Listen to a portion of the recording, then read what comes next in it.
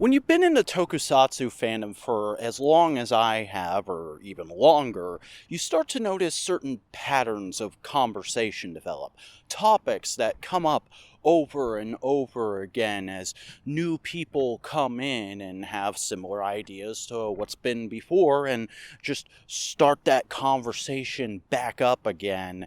And one pattern I've noticed starting to kind of rumble about during the early months of the year of our Lord 2023 is the classic how I would make a Kamen Rider adaptation for America. Now, for those of you who haven't already liked and commented on all my videos, subscribe to the channel, rung the bell, and pledge to my Patreon, which is the only way you could really know this beforehand, Kamen Rider has actually had two different American adaptations so far. The first was Masked Rider, which was made in the heyday of Power Rangers by Saban, the same company that created Power Rangers, as a way of trying to keep that money train going. And yeah, it was awful. I've said that before, but not in great detail because I can't really top the video Hugbees did on it last year. If you haven't already seen that,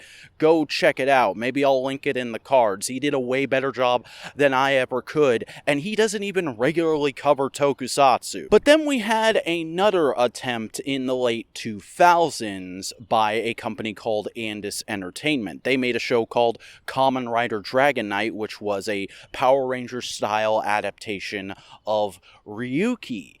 But there were a lot of problems with that show production-wise because Andis just kind of went and made it because they wanted to, but they had no real backing besides themselves and Toei, and then they sold the show to the CW, who marketed it as Power Rangers for an older, smarter audience, at the same time RPM was coming out. And in the years since, the show has fallen to such a level of obscurity that there's no longer any official methods to check it out, and the people who did work on it actively encourage people to pirate it because there's almost no chance it's ever going to get an official release again. So, you know, I don't really have hard sales or viewership numbers, but I think it's safe to assume that that one bombed just as hard as Masked Rider did. But even with those two very notable failures,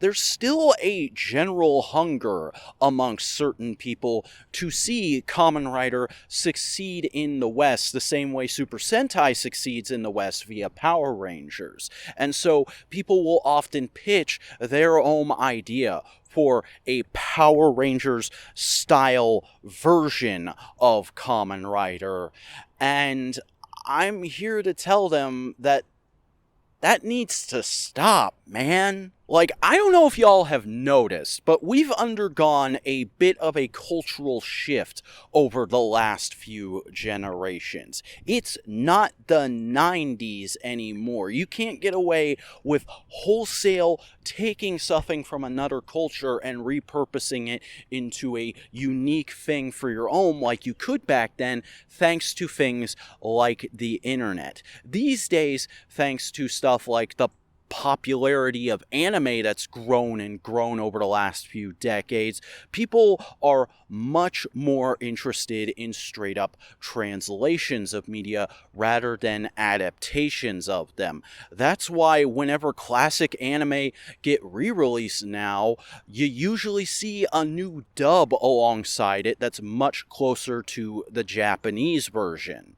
I know it's kind of cliche to say, but Power Rangers really was a right place, right time situation. And I think because of that right place, right time, and the cultural impact it left on the West, is really the only reason it's still around in one form or another. Don't get me wrong, I love Power Rangers. I think it's a fascinating and fun franchise to keep up with, but I don't really think we need that for Kamen Rider or any other tokusatsu for that matter. I think we need to more so focus on bringing the actual material over to the Western world and making it just easier to get access to for people. I mean, I know I've already said it in a video this year, but like, Kamen Rider really needs to take a lesson from the Ultra series. That franchise has been aggressively expanding out into not only the Western world, but other Asian countries like China over the last few years. Just full steam ahead, getting it out there on whatever video sharing site is the easiest to use, like Crunchyroll and YouTube and whatever they have in countries that I don't live in. And because of that, they have seen a huge growth in sales and viewership over the last few years, to the point where Ultraman was so successful last year that the people making this year's show basically got told, hey, you can do whatever you want. And it's not only going to be simulcasted on YouTube here in America, but there's going to be a simultaneously released English dub for the first time ever in that franchise's history. That's why I really believe anyone who is at all capable of doing so needs to go to the US Fathom Events release of Shin Kamen Rider that's happening later this month. We need to show our support for what is supposed to be their big 50th anniversary tentpole project, so that maybe they'll think it's a good idea to release all the regularly happening Rider movies over here as well. And I don't know, maybe simulcast the fucking show? That's why I relentlessly hound these companies on social media and in my videos, even though it makes me look like a crazy person sometimes. If Power Rangers can be so successful in the West, if the Ultra series can be so successful in the West, why aren't we doing that with Kamen Rider? Why are we just bringing out the toys for the show over here with no show to support them? Don't get me wrong, it's nice that people don't have to pay crazy import fees on DX Roleplay toys and SH Figuarts anymore, but I really like not to have to refresh a torrenting site all weekend just to get the latest episode of Geats in time for my Tokusatsu podcast that I do over on Modular Media with Buster Corp. And before anybody brings it up in the comments, I get that this will probably never happen for Super Sentai, because simulcasting that would create a conflict of interest with Power Rangers. But Rider doesn't have that conflict of interest there. It should be all entirely available over here with the new episodes simulcasting. The movies should come over as Fathom events like One Piece and Dragon Ball does.